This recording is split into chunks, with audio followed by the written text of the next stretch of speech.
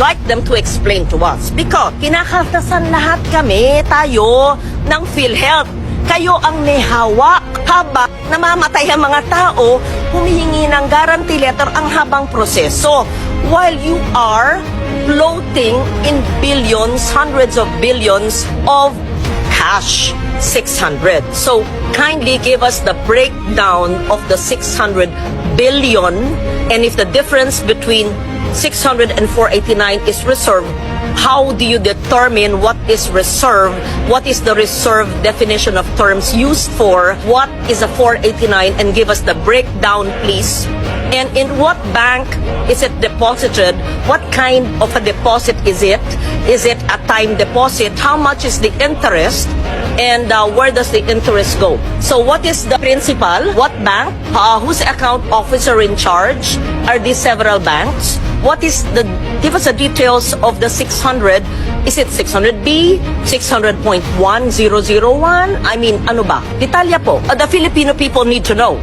And my second question would be, meron ba ni isang Pilipino na maaapektuhan dahil siniro? Hindi kami ha, wala ako sa BICAM ha, na siniro ang PhilHealth. At yung mga, pangatlong tanong, yung mga ospital at mga serbisyo na umaangal sa amin dahil kami ang nasa field na marami babayaran ang PhilHealth sa kanila, bakit nyo para naman kayong may rubber band sa mga pockets ninyo na may pera ayaw ilabas? Hindi nyo pera yan ha. Kayo'y empleyado ng gobyerno, parang tayong lahat ha. Babayaran nyo dapat in a timely manner lahat ng mga kinauutangan ninyo.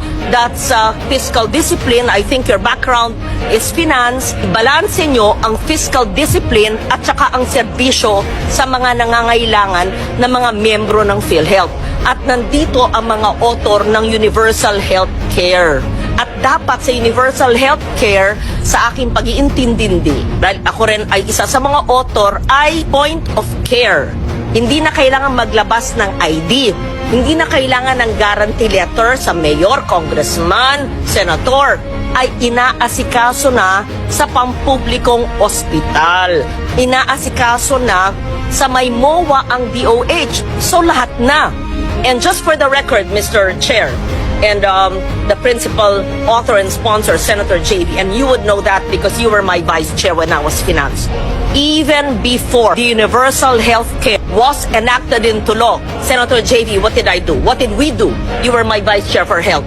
I covered, as chairman of finance, every Filipino, every indigent Filipino. Sec Mina Pangandaman knows this. She's now the DBM secretary. She was with me. Alam to ni Attorney Yoli Doblon. Where is she? She was the head of the LBRMO. Director Irene knows this. She was also the deputy staff of Attorney Doblon. Kaya ng national budget, wala pang universal health care, na lahat ng mahirap, point of care, pagpasok, hindi kailangan magpakita ng ID o GL ng lahat ng pampublikong ospital bago magkaroon ng batas. At salamat na isa batas na.